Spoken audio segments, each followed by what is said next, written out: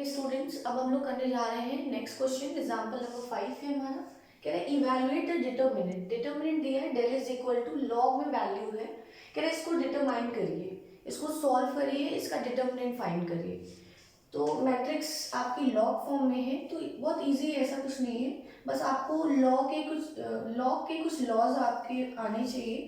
तो देखिएगा बहुत ध्यान से, आपको समझ में आ जाएगा। मैं आपको उसके यहाँ पे टू लॉज का यूज है, तो अगर आप उनको ध्यान से समझेंगे तो आपको क्लियर समझ में आएगा। सबसे पहले तो आप लोग एक्सपोनेंट जानते हैं ना, पावर में कोई भी वैल्यू लिखना। तो पहला स्टेप हमारा यही होगा कि हम जितने भी वैल्यू जो बिगर्स वैल्यूज हैं जो आपकी कन्वर्ट हो सकती हैं पावर्स में, उनको हम पहले कन्वर्ट करें। तो आपको दिख रहा होगा यहाँ पे 512 है जो 2 की पावर 9 होती है, ठीक है। ये 2 की पावर 2, 2 की पावर 3, 2 की पावर 2 और 3 की पावर 2। तो कन्वर्ट कर लेंगे हम। So del is equal to, हमने इसको राइट किया लॉग बेस 3 है एज इट इज, और ये होगी 2 की पावर 9 पे यहाँ पे लॉग बेस इसका 4 है तो हमने इसको कर दिया 2 की पावर 2।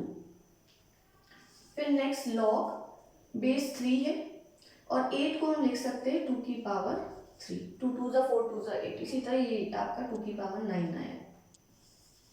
नेक्स्ट है इसको 2 की पावर 2 और इसको 3 की पावर 2, ठीक है, क्लोज। अब हम आपको एक लॉ बता रहे हैं कि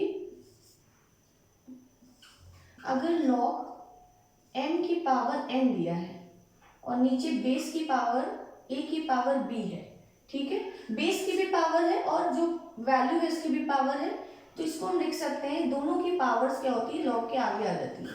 ऊपर वाली पावर ऊपर रहेगी और बेस की जो पावर है वो नीचे, और इसको लिखेंगे लॉग m बेस a। तो यहाँ पे हम वही इसी लॉ का यूज करने जा रहे हैं इस वाले क्वेश्चन में। पहले वाले में देखो यहाँ पे तो पावर नहीं है, यहाँ पे पावर है, तो इसको हम बाहर ले आएंगे 9 log 2 बेस 3।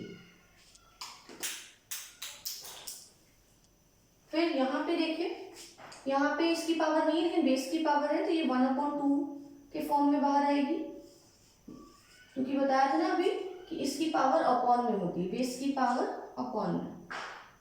तो ये 3 बेस 2। नेक्स्ट यहाँ पे 3 log 2 बेस 3 एंड यहाँ पे 2/2 log 3 बेस 2, ठीक है। ये तो कट के आपका 1 हो जाएगा, ठीक है, तो उसको हमने कैंसिल करके 1 के कर दिया। अब हम इस डिटर्मिनेंट को सॉल्व करेंगे, this multiply by this. Solution देखिएगा, जब हम इसको मल्टीप्लाई कर रहे हैं तो ये तो 9 एज इट इज रहेगा। यहाँ पे हम लेंगे del is equal to 9 as it is और इन दोनों का प्रोडक्ट। तो यहाँ पे है log 2 base 3 into log 3 base 2 bracket close minus of this, तो ये प्रोडक्ट होके 3/2 हो जाएगा, तो -3/2 फिर ब्रैकेट, यहाँ पे क्या हो जाएगा log 2 बेस 3 log 3 बेस 2, तो log 2 base 3 minus log 3 base 2। यहाँ पे भी आपका एक लॉ लगेगा जिसमें अगर प्रोडक्ट में वैल्यू है और ये दोनों ऑपोजिट है, मान लीजिए ये 2 3 है और ये 3 2 है, तो ये इन दोनों का प्रोडक्ट 1 के इक्वल होता है, ठीक है। सेकेंड लॉ लगाने पे ये पूरी वैल्यू हो गई 1 के इक्वल, फिर -3/2, यहाँ पे भी ये वैल्यू हो गई 1 के इक्वल, क्योंकि देखिए बेस 3 और ये 2 है, ये 3 और 2, मतलब 2 3 और 3 2, तो अपोजिट है, तो ये क्या हो जाएंगे। अच्छा यहाँ पे ये प्रोडक्ट है, थोड़ा देखिए, तो वो भी 1 हो गया, ये पूरा टर्म आपका 1 और ये भी पूरा टर्म आपका 1, तो आपको ये वैल्यू मिली।